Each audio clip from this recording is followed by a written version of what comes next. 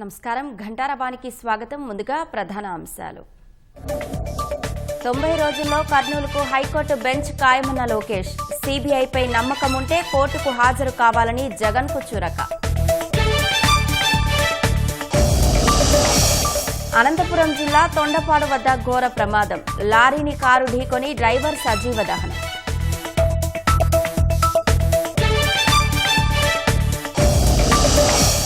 కృష్ణా పరివాహకంలో చిగురిస్తున్న ఆశలు. జూరాల, శ్రీశైలం, సాగర్లోకి మొదలైన ఇన్ఫ్లో.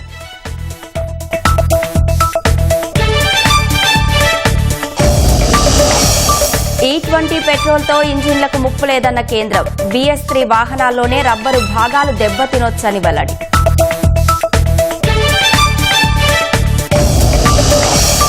ప్రముఖుల సోషల్ మీడియా అకౌంట్లకు కఠిన భద్రతా చర్యలు. కేంద్రం ఆగ్రహంతో మెటా దిద్దుబాటు చర్యలు.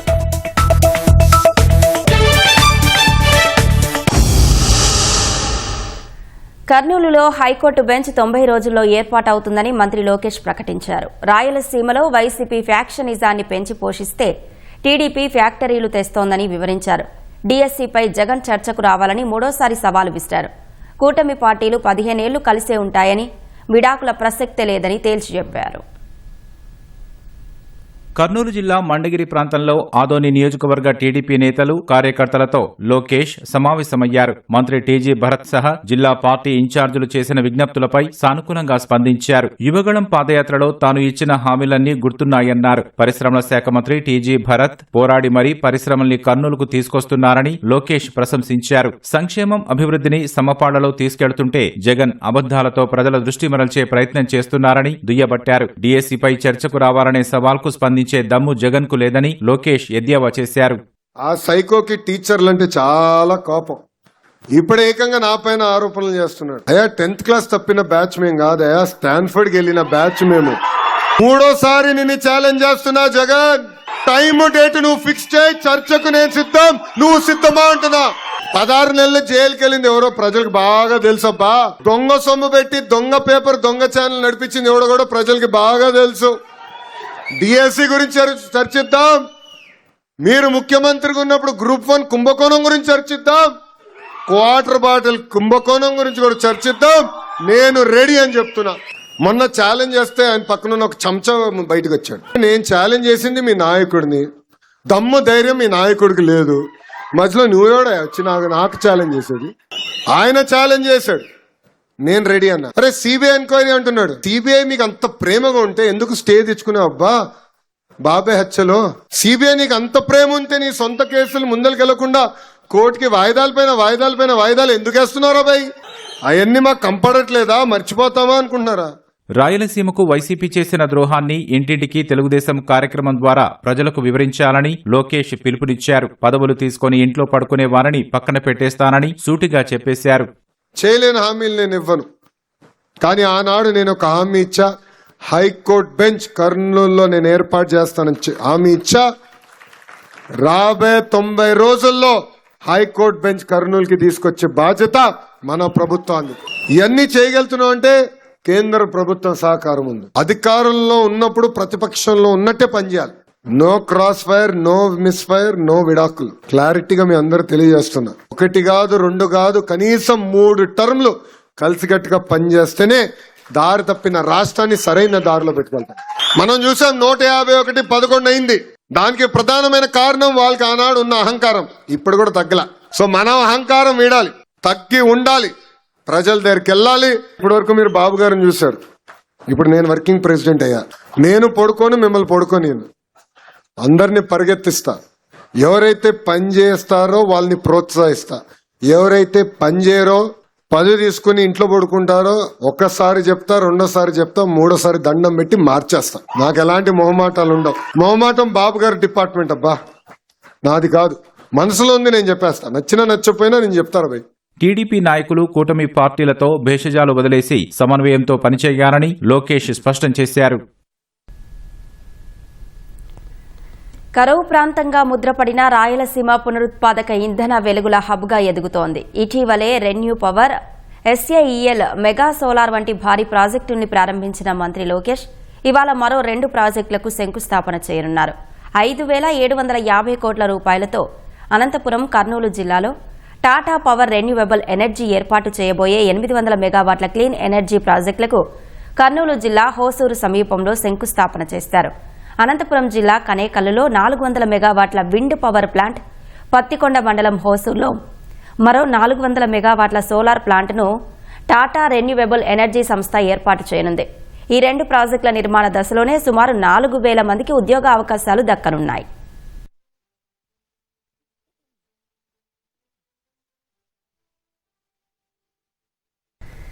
స్పీడ్ ఆఫ్ డూయింగ్ నినాదం అందిపుచ్చుకున్న ఆంధ్రప్రదేశ్లో మరో గొప్ప కంపెనీ ఏర్పాటు కానుంది. హిరానందిని కంపెనీ విశాఖలో స్థల పరిశీలన చేస్తోంది.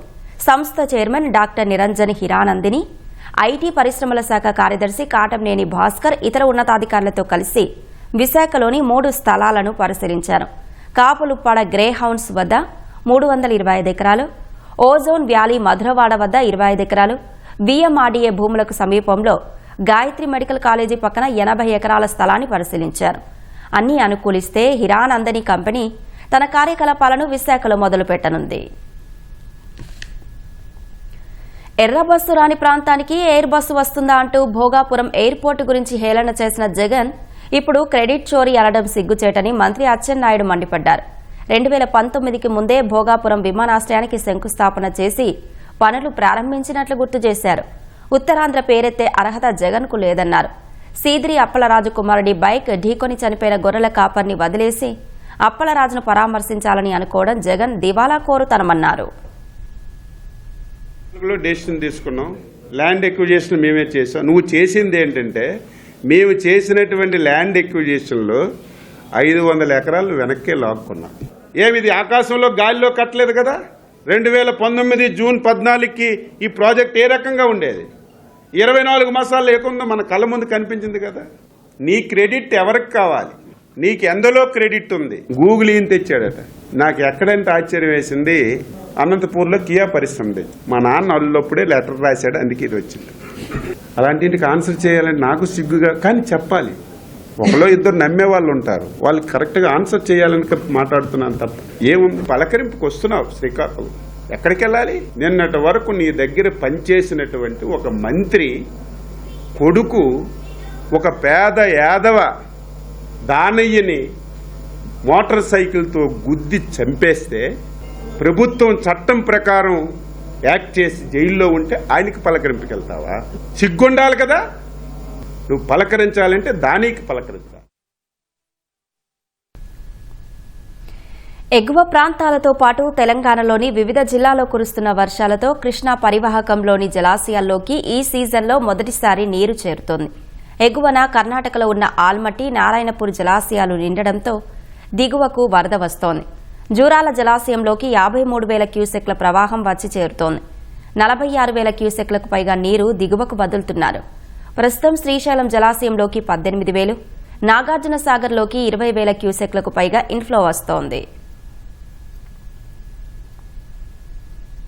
అనంతపురం జిల్లా గుత్తి మండలం తొండపాడు వద్ద ఘోర రోడ్డు ప్రమాదం జరిగింది. తెల్లవారుజామున గుత్తి నుంచి తాడిపత్రి వైపునకు వెళ్తున్న కారు తొండపాడు వద్ద లారీని వెనక నుంచి ఢీకొట్టింది. ఘటనలో కారు పూర్తిగా దగ్ధం కాగా అందులోని డ్రైవర్ బయటకు రాలేక సజీవ దహనమయ్యారు. ప్రమాద స్థలికి చేరుకున్న పోలీసులు కేసు నమోదు చేసి దర్యాప్తు చేస్తున్నారు.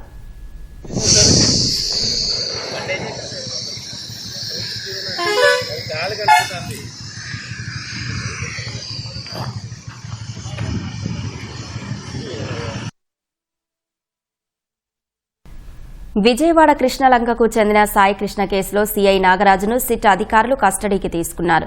రాజమహేంద్రవరం కేంద్ర కారాగారం నుంచి కస్టడీకి తీసుకుని విజయవాడకు తరలిస్తున్నారు. ఇవాల్టి నుంచి వారం పాటు సీఐ నాగరాజును అధికారులు ప్రశ్నించనున్నారు. సాయి కృష్ణ కేసులో సీఐ నాగరాజు A1గా ఉన్నారు. సాయి కృష్ణ కేసులో మరిన్ని వివరాలను అధికారులు రాబట్టనున్నారు. సుప్రీంకోర్టు ఆదేశాల ప్రకారం నాగరాజును సిట్ అధికారులు విచారించనున్నారు. ఏఐ సాంకేతికత పెరిగినా లోక జ్ఞానం, సంస్కారం తల్లిదండ్రులు, గురువుల నుంచే పొందగలమని పూర్వ ఉపరాష్ట్రపతి వెంకయ్యనాయుడు అన్నారు. గురు పౌర్ణమిని పురస్కరించుకుని భాషా సాంస్కృతిక శాఖ, కేబిఎన్ కళాశాల, అన్నమాచార్య భావన వాహిని సంయుక్త ఆధ్వర్యంలో విజయవాడలో జగద్గురు అన్నమాచార్య పేరిట ఏర్పాటు చేసిన అన్నమాచార్య సంకీర్తనల సామూహిక గానం శిక్షణ శిబిరం ముగింపు వేడుకకు ఆయన ముఖ్య అతిథిగా హాజరయ్యారు. పద్మశ్రీ డాక్టర్ శోభారాజు ప్రత్యక్ష పర్యవేక్షణలో ఈ నెల 16 నుంచి 28వ తేదీ వరకు శిక్షణ శిబిరం జరిగింది. భాషా సాంస్కృతిక శాఖ సంచాలకులు మల్లికార్జునరావు రచించిన పద కవితా వసంతం తాళ్లపాక అన్నమయ్య గ్రంథాన్ని వెంకయ్య నాయుడు ఆవిష్కరించారు. ఎండగాని నీడగాని ఏమైనా గాని కొండల రాయుడే మా కుల దైవం అని. కులం అంటే ఒక కులానికి ఒక వ్యక్తిగతమైన మనం వాడే కులం కాదు. ఈ రోజుల్లో కులాన్ని రాజకీయ నాయకులు బాగా అవకాశం ఉపయోగించుకొని శక్తి, యుక్తి, ఓర్పు, నేర్పు, మార్పు, చేర్పు, కూర్పు లేని వాళ్ళు కులాన్ని ఎత్తుకోబోతున్నారు. కులము నిజమైన దాన్ని మనం తొలగించలేము, కానీ కుల పిచ్చి ఉండకూడదు. ఇతర కులాలను ద్వేషించకూడదు. కులం పేరుతో జనాన్ని కూడగట్టే ప్రయత్నం చేయకూడదు. యువత అన్నమయ్య కీర్తనలు విని అంతరార్థాన్ని గ్రహించాలనేది నా యొక్క ఆకాంక్ష. ఇవాళ పుట్టిన పిల్లలు బేబీ కేర్ సెంటర్లో, తల్లిదండ్రులు వృద్ధాశ్రమంలో ఉన్నారంటే దానికి కారణం ఈ చదువుకునే సంస్కారం అని నేను భావిస్తున్నాను. అన్నమాచార్యుల వారి కీర్తనలు కేవలం ఒక మతానికో ఒక దేవుడికి చెందిన దేవుడిని మెచ్చుకునే పాటలుగానో మనం చూడకూడదు. అన్నమాచార్యుల వారి కీర్తనలన్నీ చూస్తే ఒక మనిషికి వినయం, సమానత్వం, మానవత్వం, జీవిత పరమార్థం తెలియజేసే ఒక గ్రంథం వంటి గొప్ప కీర్తనలే అన్నమాచార్యుల వారి కీర్తనలు. ప్రపంచవ్యాప్తంగా ఉష్ణోగ్రతలు ఆందోళనకర స్థాయిలో పెరుగుతున్నాయని 2020లో భూగ్రహ చరిత్రలోనే అత్యంత తీవ్రమైన వేడి నమోదయ్యే అవకాశం ఉందని ప్రముఖ శాస్త్రవేత్త సిఎస్ఐఆర్ మాజీ director general doctor Shekhar Mande హెచ్చరించారు. విజయవాడలోని school of planning and architecture 10వ స్నాతకోత్సవ వేడుకలకు ఆయన ముఖ్య అతిథిగా పాల్గొన్నారు. పర్యావరణ మార్పులు, యువ నిపుణుల బాధ్యతలపై విద్యార్థులకు దిశానిర్దేశం చేశారు. 2023-24 అత్యంత వేడి సంవత్సరాలుగా నమోదయ్యాయని డాక్టర్ శేఖర్ గుర్తు చేశారు. భవిష్యత్తులో నిర్మించే భవనాలు, నగరాలు, మౌలిక సదుపాయాలు పర్యావరణ హితంగా ఉండేలా చూడాలన్నారు. భూమికి నష్టం కలిగించని రీతిలో కొత్త డిజైన్లకు రూపకల్పన చేసే బాధ్యత ఆర్కిటెక్టులు, పట్టణ ప్రణాళిక నిపుణులపైనే ఉందని ఆయన వెల్లడించారు. భవిష్యత్తులో యువత ఏ రంగం ఎంచుకున్నా విలువలను పాటిస్తూ ముందుకు సాగితేనే దేశానికి ఉజ్వల భవిష్యత్తు ఉంటుందని ఆకాంక్షించారు. Ability to engineer natural systems, our ability to understand the climate and how rapidly the climate has actually been changing due to anthropogenic effects, and our ability to engineer computer systems or machines has literally outpaced our ability to give sufficiently deep thought on the ethical aspects of all of this. And therefore, it's a collective responsibility for all of us to think in that particular direction, and particularly you, being the graduates of one of the finest schools of planning and architecture, it places even more burden of responsibility on your shoulders for the coming times to think in these directions. Whatever your thoughts that manifest into tomorrow's cities, villages, tomorrow's buildings, or different kinds of architectures must manifest this particular idea that we live in a world which is steeped into variety of different problems, but yet we want the world to be better. మరిన్ని వార్తలు సంక్షిప్తంగా వేగంగా చూద్దాం. తిరుపతి జిల్లా పరిధిలోని తూర్పు కనుమల్లో కొత్తగా గుర్తించిన అరుదైన వృక్షజాతి మొక్కకు deputy CM Pawan Kalyan croton Ubbalamadugu గెసిన్ అని నామకరణం చేశారు. U4BSC కుటుంబానికి చెందిన ఈ మొక్కను ఉబ్బలమడుగు జలపాతం సమీపంలోని కబంకం కొండల్లో గుర్తించారు. రాష్ట్రంలో నిజం నిలకడగా వెళ్తుంటే అబద్దం పరిగెడుతోందని మంత్రి సుభాష్ వ్యాఖ్యానించారు. కోనసీమ జిల్లా రామచంద్రాపురంలో ఇంటింటికి తెలుగుదేశం కార్యక్రమంలో పాల్గొన్నారు. రాష్ట్రంలో అభివృద్ది, సంక్షేమం చూసి గొడ్డలపాటి ఓరవలేకపోతోందని ధ్వజమెత్తారు. మెగా డిఎస్సీపై జగన్వి అసత్య ఆరోపణలని టీడీపీ నేత వరల రామయ్య ధ్వజమెత్తారు. లోకేష్ ఎదుగుదల చూసి ఓర్వలేకపోతున్నారన్నారు. బ్రిడ్జ్ గేమ్ అంటే కొడాలి నాని క్యాసినోలో ఆడించే 3 ముక్కలాట కాదని ఎద్దేవా చేశారు. లోకేష్ తో జగన్ చర్చకు రావాలన్నారు. సత్యసాయి జిల్లా నంబుల పూలకుంట కస్తూరిబా స్కూల్లో హిందీ టీచర్ రూపాదేవి విద్యార్థులతో తలకు ఆయిల్ పెట్టించుకుంటున్న ఫోటో వైరల్ అయింది. తీవ్రంగా పరిగణించిన ఉన్నతాధికారులు రూపాదేవిపై విచారణకు ఆదేశించారు. విజయనగరం జిల్లా తాటిపూడి గురుకుల బాలికల కళాశాలలో 51 మంది విద్యార్థులు వైరల్ జ్వరాల బారిన పడటం కలకలం రేపింది. జ్వరం, ఒళ్లు నొప్పులతో అందరూ బాధపడుతున్నట్లు వైద్యులు గుర్తించారు. ప్రస్తుతం పరిస్థితి అదుపులో ఉందని చెప్పారు. మార్కాపురం జిల్లా మల్లికార్జునపురం వద్ద ప్రైవేట్ స్కూల్ బస్ బొలెరో వాహనం ఢీకొని ఒకరు మృతి చెందారు. కర్నూలు జిల్లా బెల్గల్కు చెందిన 11 మంది బొలెరోలో శ్రీశైలం వెళ్తుండగా ప్రమాదం జరిగింది. కృష్ణా జిల్లా మచిలీపట్నంలో 2 8వ తరగతి విద్యార్థులు అదృశ్యమయ్యారు. సాత్విక్ రామ్, ఈశ్వర్ బుధవారం పాఠశాల ముగిశాక రైలెక్కి వెళ్లినట్లు భావిస్తున్నారు. సీసీ కెమెరాల ఆధారంగా విద్యార్థుల కోసం పోలీసులు గాలిస్తున్నారు. కడప జిల్లా ప్రొద్దుటూరులో వీధి దీపాల మరమ్మత్తు కోసం స్తంభమెక్కిన కార్మికుడు కరెంటు షాక్తో గాయాల పాలయ్యారు. అగ్నిమాపక సిబ్బంది వీరయ్యను స్తంభంపై నుంచి కిందకు దించి ఆసుపత్రికి తరలించారు. పాఠశాల ఆవరణలో ఆడుకుంటున్న 1వ తరగతి విద్యార్థిపై పిచ్చికుక్క దాడి చేసి తీవ్రంగా గాయపరిచిన ఘటన అనంతపురం జిల్లా కొట్టాలలో జరిగింది. అభిరామ్ ఒంటిపై 6 చోట్ల గాయాలు కాగా ఉరవకొండ ఆసుపత్రిలో వైద్యం అందిస్తున్నారు. అనంతపురం జిల్లా బైరసముద్రం వద్ద 108 అంబులెన్స్ స్టీరింగ్ కట్టవడంతో అదుపు తప్పి రోడ్డు పక్కన ఉన్న గుంతలోకి దూసుకెళ్లింది. గర్భవతిని కళ్యాణదుర్గం ఆర్డీటీ ఆసుపత్రికి తరలిస్తుండగా ప్రమాదం జరిగింది. ఈ ప్రమాదంలో తల్లి కూతుళ్లకు గాయాలయ్యాయి. పాడేరులో ఈదురుగాలులతో భారీ చెట్టు నేలకొరిగింది. ఈ ఘటనలో స్కూటీ ధ్వంసమైంది. స్కూటీపై ప్రయాణిస్తున్న ముగ్గురులో ఒక మహిళ చేతికి చిన్న గాయమైంది.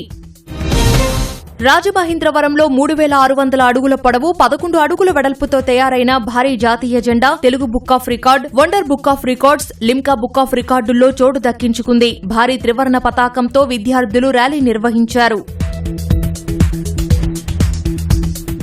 రాజకీయాల్లో విమర్శలు సహజమే, కానీ వ్యక్తిత్వంపై వైసీపీ నేతలు మాట్లాడడం తగదని నారా భువనేశ్వరి అన్నారు. చిత్తూరు జిల్లా కుప్పంగుడుపల్లి మండలంలో యమగానిపల్లి ద్రౌపది ధర్మరాజు ఆలయ కార్యక్రమంలో ఆమె పాల్గొన్నారు. మొదటిసారిగా భువనేశ్వరి భావోద్వేగంగా మాట్లాడారు. మహిళలను అవమానించడం సంస్కారం కాదని, వ్యక్తిగత దూషణలు మానుకోవాలని వైసీపీకి హితవు పలికారు. ఎన్ని అవమానాలు ఎదురైనా ప్రజాసేవ విడిచిపెట్టేది లేదని భువనేశ్వరి స్పష్టం చేశారు.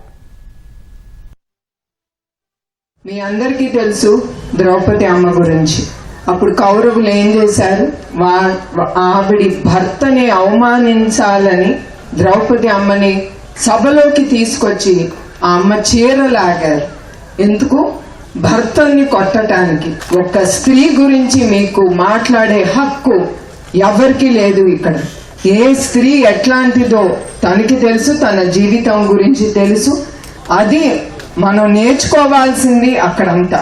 ద్రౌపదికి కృష్ణుడే దిగి వచ్చి ఆవిడికి సహాయం అందించాడు. అట్లా ప్రజల్లో దేవుడు వచ్చి, అట్లా చంద్రబాబు నాయుడు గారికి కానీ ఆయన కుటుంబం కానీ ప్రజలే దేవుళ్ళుగా మా కుటుంబంకి నిల్చున్నారు. అది నేను ఎప్పుడూ మర్చిపోను. ఇప్పుడే అన్నారు తిరుమలలో ఆ బాంబులు పెట్టి నక్సలైట్లు కానీ, ఇప్పుడు కూడా మా కుటుంబం హిట్ లిస్ట్ లో ఉన్నా కూడా, ఇట్లాంటి అవమానాలు చాలా ఎదుర్కొన్నా కూడా, ఎప్పుడు మా కుటుంబం మీకోసం, ప్రజల సేవ కోసం వాళ్ళు ఉన్నారు. స్త్రీని మర్యాదించాలి, స్త్రీ ఒక అమ్మ లాంటిది అనేది మీరందరూ మర్చిపోకూడదు. అది మీ అందరికీ గుర్తు చేయడానికి ఇది చెప్పేది ఈ విషయం. ఎల్నినో ప్రభావం ఉద్యాన పంటలపైన గట్టిగానే ఉంది. వర్షాలు రాక భూగర్భ జలాలు అడుగంటుతున్నాయి. మరోవైపు వాతావరణం సైతం వేడెక్కి పంటలు ఎండిపోతున్నాయి. ఇదే పరిస్థితి కొనసాగితే ఉద్యాన పంటలకు తీవ్ర నష్టమే. ఈ గడ్డు పరిస్థితిలో ఉద్యాన పంటలను ఎలా కాపాడుకోవాలి? హార్టికల్చర్ రక్షణకు ప్రభుత్వం తీసుకుంటున్న చర్యలపై కడప జిల్లా ఉద్యాన శాఖ అధికారి హరిప్రసాద్తో మా ప్రతినిధి శ్యామ్ ముఖాముఖి. సూపర్ ఎల్నినో ప్రభావంతో కడప జిల్లాలో తీవ్రమైన వర్షాభావ పరిస్థితులు కొనసాగుతున్నాయి. వాతావరణంలో వేడి సైతం ఎక్కువగా ఉంది. ఈ పరిస్థితుల్లో ఉద్యాన పంటల మీద ఎల్నినో ప్రభావం ఏ విధంగా ఉంటుంది అనే విషయాలు మనతో మాట్లాడడానికి కడప జిల్లా ఉద్యాన అధికారి హరిప్రసాద్ గారు మనతో ఉన్నారు. సార్ నమస్తే. ప్రధానంగా ఈ ఎల్నినో ప్రభావం ఉద్యాన పంటల మీద ఏ విధంగా ఉంటుంది? ఎల్నినో అని ప్రధానంగా ఈ సంవత్సరం మనకి సాధారణం కంటే చాలా తక్కువ వర్షపాతం నమోదైంది. కడప జిల్లాలో ఎక్కువగా మన భూగర్భ జలాలు ఆధారపడి ఉద్యాన పంటలు పండిస్తున్నారు. భూగర్భంలో నీళ్లు తగ్గిపోవడం వలన బోర్లు వచ్చే నీళ్లు కూడా కొంతమేర తగ్గింది. సార్, ఈ తోటలు ఉన్నాయి కదా, ప్రధానంగా అరటి కానీ ఇట్లాంటి తోటలు, వీటి మీద తెగుళ్ళ దాడి కానీ ఈ వైరస్ల దాడి కానీ ఏమైనా జరిగే అవకాశం ఉంటుంది? జనరల్గా టెంపరేచర్స్ పెరిగినప్పుడు పెరిగే అవకాశం ఉందంటే, అయితే ఆ పరిస్థితి ఇప్పటి వరకు మన జిల్లాలో ఏమీ కొత్త డిసీజెస్ కానీ పురుగులు కానీ వాటి విస్తృతి కానీ ఇంకా మనం ఎక్కడ చూడలేదు, నమోదు కాలేదు. ఏమైనా వచ్చే అవకాశం అయితే ఏమన్నా ఉంటుందా సార్? చీడపీడలు ఎక్కువగా వ్యాపించే అవకాశం ఏదైనా? ఇది కంటిన్యూ అయితే కొద్దిగా పెరిగే అవకాశం ఉందండి. ఈ పరిస్థితులు ఇంకా సూపర్ ఎల్నినో అంటున్నారు కాబట్టి ఇంకా ఎప్పటి వరకు ఈ పరిస్థితులు ఆగిపోతాయి, ఎంతవరకు కంటిన్యూ అవుతాయి కూడా మనకు స్పష్టత లేదు కాబట్టి భవిష్యత్తులో ఆ అవకాశం లేకపోలేదు. సార్, రైతులు ప్రధానంగా మీరు ఫీల్డ్కి వెళ్ళినప్పుడు రైతులు ఏం చెప్తున్నారు? రైతులు ఎలాంటి ఆందోళన వ్యక్తం చేస్తున్నారు? బోర్లో నీళ్లు తగ్గుతూ ఉన్నాయి. మేము బోరు వేయాలంటే చాలా లోతుకు వెళ్లాల్సి వస్తుంది. దాదాపు 10-12 లక్షలు ఖర్చు పెట్టాల్సి వస్తుంది. ఇదే ఆందోళన జనరల్ రైతాంగంలో ఉన్నదండి. సార్, ఆగస్టులో కూడా వర్షాలు తక్కువగా ఉంటాయి, రావచ్చు రాకపోవచ్చు అంటున్నారు. సెప్టెంబర్ అక్టోబర్లో వర్షాలు వస్తాయంటున్నారు. ఈ పరిస్థితుల్లో ఈ పంటల మీద, ప్రధానంగా ఉద్యాన పంటల మీద దీని ప్రభావం ఎక్కువగా ఉంటుందని మనం భావించవచ్చు. కంటిన్యూ అయితే ప్రభావం చూపించే అవకాశం ఉందండి. అయితే దీనికి మేము ప్రభుత్వం తగిన ఏర్పాట్లు చేస్తున్నాము. పంటల బీమా ఒకటి, తర్వాత హార్టికల్చర్ డిపార్ట్మెంట్ తరఫున మైక్రో ఇరిగేషన్ ఎంతమందికి కావాలన్నా, ఎక్కడెక్కడైతే గ్యాప్స్ ఉన్నాయో, ఎక్కడైతే ఇంతవరకు రిజిస్ట్రేషన్ చేసుకోలేదో, ఎవరైతే అవసరం ఉందో, ముఖ్యంగా హై రిస్క్ మండలాలన్నీ ప్రభుత్వం కొన్ని మాకు మండలాలు ఆర్ఎస్కేలు ఇచ్చిందండి. దాంట్లో అందరు రైతులు కూడా మైక్రో ఇరిగేషన్కి వెళ్ళే విధంగా మేము ప్రోత్సహిస్తున్నాము. అట్లాగే ఈ వీడ్ మ్యాట్ అనేది కొత్తగా మనం అంటే ఇంతకుముందు ఉన్నది, అయితే దీన్ని బాగా విస్తృతంగా రైతులకు తీసుకెళ్లాలనేటువంటి ప్రయత్నం చేస్తున్నాము. ముఖ్యంగా ఈ బత్తాయి ఇలాంటి పంటల్లో పాదుల్లో ఈ వీడ్ మ్యాట్ కప్పి ఉంచడం వలన నీరు ఆవిరి అనేది తగ్గి భూమిలోనే నీళ్లు ఉంటాయి కాబట్టి, అంటే దాంట్లో ఆ తేమ ఉంటుంది కాబట్టి ఈ వీడ్ మ్యాట్ ఎంతమంది కావాలంటే అంతమందికి ఇచ్చే ఏర్పాట్లు చేస్తున్నాము. అట్లాగే పిఎండిఎస్ అని చెప్పేసి న్యాచురల్ ఫార్మింగ్ వాళ్ళు ఒక 20 రకరకాల అన్ని మొక్కలను కలిపి కిట్లు రూపంలో ఇచ్చారు. అవన్నీ కూడా రైతులు వాళ్ళ పంటల్లో వేసే విధంగా మేము ప్రోత్సహిస్తున్నాము. అది వేస్తే కొంత ఈ ఆవిరి భూమి నుంచి నీరు ఆవిరి దీన్ని మనం తగ్గించవచ్చు కాబట్టి, మైక్రో క్లైమేట్ని అభివృద్ధి చేయొచ్చు కాబట్టి ఇంకా కొంతకాలం మనకి నీళ్లు బెట్ట పరిస్థితులు కూడా తట్టుకునే శక్తి పంటకు వస్తుంది ఉద్దేశంతో ఈ అంటే ప్రీ మాన్సూన్ డ్రై సోయింగ్ అనేటువంటి పద్ధతిని ప్రోత్సహిస్తున్నాము. అట్లాగే ఫామ్ పాండ్స్, ఇప్పుడు ఎక్కడైతే బోర్లో నీళ్లు తగ్గుతున్నాయో అవి ఉన్న నీళ్ళని ఫామ్ పాండ్స్లో నిల్వ చేసుకొని దాని ద్వారా డ్రిప్ ఇరిగేషన్ ద్వారా ఈ లైఫ్ సేవింగ్ ఇరిగేషన్ ఇచ్చే విధంగా రైతుల్ని ప్రోత్సహించి పంటలను కాపాడే ప్రయత్నం మేము చేస్తున్నాము. ఈ ఫామ్ పాండ్స్ని ఎంతమంది కావాలంటే అంతమందికి టార్గెట్లతో పరిమితి లేకుండా మేము ఈ ముఖ్యంగా హై రిస్క్ ఆర్ఎస్కే పరిధిలో ఇవ్వాలని చెప్పేసి మా డైరెక్టర్ గారు కూడా ఆదేశించున్నారు. దానికి తగిన ఏర్పాట్లు, దానికి కావాల్సిన అవగాహన ఇవన్నీ కూడా కల్పిస్తున్నాం. మన జిల్లాలో ఎన్ని హై రిస్క్ మండలాలను మీరు గుర్తించారు? రిస్క్ మండలాలు కూడా ఎన్ని ఉన్నాయి? మొత్తం హై రిస్క్, మీడియం రిస్క్ మొత్తం కలిపి దాదాపు 350 దాకా ఆర్ఎస్కేలు ఉన్నాయండి, మండలాలు కదా ఆర్ఎస్కేలు. తర్వాత 120 వరకు హై రిస్క్ ఆర్ఎస్కేలు ఉన్నాయి. దాంట్లో కావాల్సిన ఏర్పాట్లు మేము చేస్తాం. ఆ మైక్రో ఇరిగేషన్ కానీ దీనికి సంబంధించి వెళ్ళాలంటే ఏం చేయాల్సి ఉంటుంది? రైతులు ఎవరిని సంప్రదించాల్సి? దీనికి విస్తృతమైనటువంటి నెట్వర్క్ ఉన్నది గ్రామాల్లో. ఆర్ఎస్ఏ పరిధిలో ఎంఐఏఓలు ఉన్నారు, తర్వాత ఈ విహెచ్ఏలు ఉన్నారు. చాలా అందుబాటులోనే ఆర్ఎస్కేలు ఉన్నాయి కాబట్టి దాంట్లో ఆర్ఎస్కే ఇన్ఛార్జెస్ ఉంటారు కాబట్టి అందుబాటులో ప్రతి గ్రామానికి విహెచ్ఏ కూడా ఉన్నారు కాబట్టి వాళ్ళని సంప్రదిస్తే సరిపోతుందండి. Thank you sir, thank you very much sir. ఇది కడప జిల్లా ఉద్యాన అధికారి హరిప్రసాద్ గారు చెప్తోంది. కెమెరామెన్ జగదీష్తో శ్యామ్, ఈటీవీ న్యూస్, కడప. దేశంలో 2016 ముందు తయారైన BS3 వాహనాలను E20 ఇంధనంతో నడిపినప్పుడు వాటిలోని కొన్ని రబ్బరు భాగాలు, గాస్కట్లు దెబ్బతినే అవకాశం ఉందని కేంద్రం తెలిపింది. E20 వాడకం వల్ల మైలేజీ తగ్గుతుందన్న ఆందోళనపై రాజ్యసభలో కేంద్ర మంత్రి నితిన్ గడ్కరీ లిఖితపూర్వక సమాధానమిచ్చారు. కేవలం ఇంధనమే కాకుండా పలు ఇతర అంశాలు కూడా వాహన మైలేజీని ప్రభావం చేస్తాయని వాహన తయారీ సంస్థలు స్పష్టం చేసినట్లు గడ్కరీ తెలిపారు. ద్విచక్ర వాహనాలు, కార్లపై E20 ఇంధన ప్రభావాన్ని అంచనా వేయడానికి Indian oil corporation limited, Indian institute of petroleum Dehradun, SIAM, automotive research association of India సంయుక్తంగా ఓ అధ్యయనం నిర్వహించాయని చెప్పారు. E20 ఇంధనం వాడేందుకు వాహనాల ఇంజిన్లలో ఎలాంటి మార్పులు చేయాల్సిన అవసరం లేదని ఆ అధ్యయనం తేల్చిందని గడ్కరీ స్పష్టం చేశారు. ప్రధాని మోదీతో పాటు ఇతర ప్రముఖుల సామాజిక మాధ్యమాల ఖాతాల పర్యవేక్షణకు అదనపు కఠిన భద్రతా చర్యలు అమలు చేస్తున్నట్లు మెటా కేంద్రానికి వెల్లడించినట్లు తెలుస్తోంది. పేపర్ లీకేజీలపై ఇటీవల ప్రధాని మోదీ పెట్టిన సెల్ఫీ వీడియోను ఫేస్బుక్ కొద్దిసేపు నిలిపివేయడంపై కేంద్రం తీవ్ర ఆగ్రహం వ్యక్తం చేసింది. ఈ నేపథ్యంలో మెటా ఈ దిద్దుబాటు చర్యలు చేపట్టినట్టు సంబంధిత వర్గాలు తెలిపాయి. ఈ ఘటనపై మరోసారి విచారం వ్యక్తం చేసిన మెటా తాము చేపట్టిన రక్షణ చర్యలను కేంద్రానికి వివరించింది. ప్లాట్ఫామ్పై ప్రత్యేక పర్యవేక్షణ ఉంటుందని, కనీసం 2 సీనియర్ అధికారుల సమీక్ష తర్వాతే ప్రముఖుల కంటెంట్ నిలిపివేత లాంటి నిర్ణయాలు తీసుకుంటామని స్పష్టం చేసింది. త్వరలోనే ప్రభుత్వ నోటీసులకు అధికారికంగా పూర్తిస్థాయి సమాధానం ఇవ్వడం సహా మెటా ప్రతినిధుల బృందం వచ్చే వారం కేంద్ర అధికారులతో భేటీ కానున్నట్లు తెలుస్తోంది.